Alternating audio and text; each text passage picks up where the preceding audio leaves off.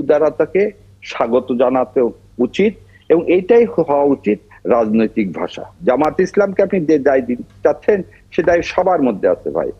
এই কথা শুনতে হবে কল্পনা করিনি। জামাত ইসলাম অন্যায় করেনি, কি আশ্চর্য ব্যাপার। জামাতের দায় না।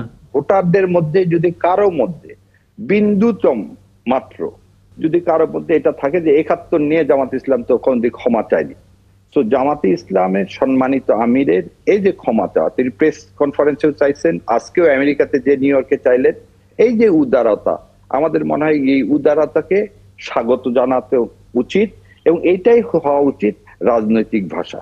দেখেন, আমরা কেউ মরে গেলে জানাজায় প্রথমেই বলি ভাই আমাদেরকে মাফ করে দেন, এবং জানাজা থেকে যেই যাক, চরম শত্রুও যাক, সেও কিন্তু মাফ করে দেয়।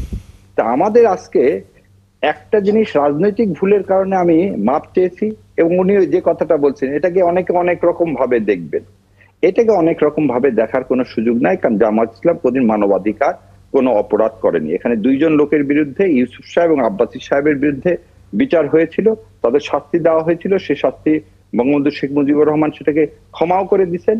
সো ব্যক্তির দায় হিসাবে আপনি দলকে দায়ী করতে পারেন না। আর যদি জামাতে ইসলাম, এর আগে একবার বলছিলাম, জামাতে ইসলামকে আপনি যে দায় দিতে চাচ্ছেন সে দায় সবার মধ্যে আছে ভাই। আইজুর রহমান সাহেব ছিলেন প্রধানমন্ত্রী, বিএনপির মধ্যে ছিলেন। ইঞ্জিনিয়ার সাহেব, ইঞ্জিনিয়ার মোশাররফ সাহেব শেখ হাসিনার বিআই ছিলেন, তিনি আওয়ামী লীগ করতেন। সো এই আজ ৫৪ বছর পরে রাজনৈতিক ভুল বাদে অন্যগুলোকে এইভাবে দেখার কোনো সুযোগ নাই। আর যেহেতু শেখ হাসিনা এই ১৫ বছর এই স্বাধীনতাকে নিয়ে ব্যবসা করে গেছে, আমাদের মনে হয় সামনে এগিয়ে যাওয়ার জন্য এইভাবে ব্যবসা করার কোনো সুযোগ নাই। সো মা বোনের ইজ্জত লুণ্ঠন করছে জামাতে ইসলাম, বা মানুষ হত্যা করছে, এই ধরনের প্রপাগান্ডা থেকে প্রহিয়ার করা উচিত। কারণ আপনি আজ পর্যন্ত রাজনৈতিক দল হিসাবে জামাত ইসলামের কোন মানবাধিকারের দায়ে বিচার করতে পারেন। আরো একটা জিনিস বলি, ডক্টর শফিকুর রহমান বলেছিলেন যদি সত্যিই আমরা কোন অপরাধ করে থাকি আপনারা বিচার করেন, বিচার করার পরে যে শাস্তি দিবেন সে শাস্তি আমরা মেনে নেব, এরপরে তো আর কোনো কথা বলবো না। বিচারের রাস্তাও আছে। হাবিবুর রহমান হাবিব, আপনি কি মনে করেন? আপনাকে ধন্যবাদ। ৭১ টেলিভিশন সম্মত দর্শক শ্রোতাদেরকে আমার সশ্রদ্ধ সালাম, বিজ্ঞ আলোচক বৃন্দ থেকে শুভেচ্ছা। এই কথা শুনতে হবে কল্পনা করিনি। জামাত ইসলাম অন্যায় করেনি, তারা বারবার বলেছে, আজকে ভুল স্বীকার করলেই কি তাই সব মুক্ত হয়ে গেল?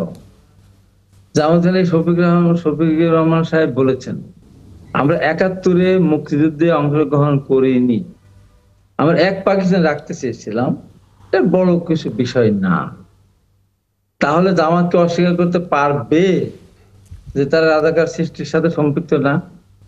জামাতকে অস্বীকার করতে পারবে আল বদর আসাম সৃষ্টি করার সাথে সম্পর্কিত না? জামাত কি বলতে পারবে তারা শান্তি কমিটি তৈরি করেনি?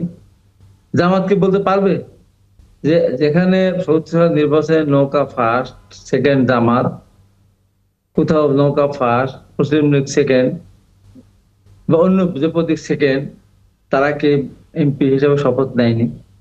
জামাত কি ৭১ মন্ত্রিসভায় অংশগ্রহণ করেনি? যেখানে দেশে আগুন জ্বলছে, দাও দাও করে জ্বলছে, গণহত্যা চলছে, শিশুদের নির্বিচারে হত্যা করা হচ্ছে, মেয়েদেরকে ব্যানার দিয়ে পেট থেকে বাচ্চা বের করে হত্যা করা হচ্ছে, সেখানে তারা মন্ত্রিত্ব করছে, তারা এমপির শপথ নিচ্ছেন, কি আশ্চর্য ব্যাপার। জামাতের দায় না, কি কথা শুনছি আমরা? আর ২ দিন পরে এটা আসবে, ৭১ মুক্তিযোদ্ধা গিয়েছে তো অন্যায় করেছে, তাদের বিচার করা হবে। যেমন এর আগে জামাত ইসলামের একজন জামাতকে শিবির বলেছিল, হে আল্লাহ, বাংলাদেশের মুসলমানদেরকে আপনি মাফ করে দেন যারা না বুঝে মুক্তিযুদ্ধে গিয়েছিল। চিন্তা করা যায়। এবং তারা যে বাংলাদেশের স্বাধীনতা স্বীকার করেন না, তার প্রমাণ তারা সবার স্মৃতিসৌধে তারা যায় না। কি বলবে? আমাদের মন্ত্রীরা দিকে যায়, মন্ত্রিত্ব মন্ত্রী হিসেবে গিয়েছিল, জামাত হিসেবে তারা কিন্তু স্মৃতিসৌধে যায় না।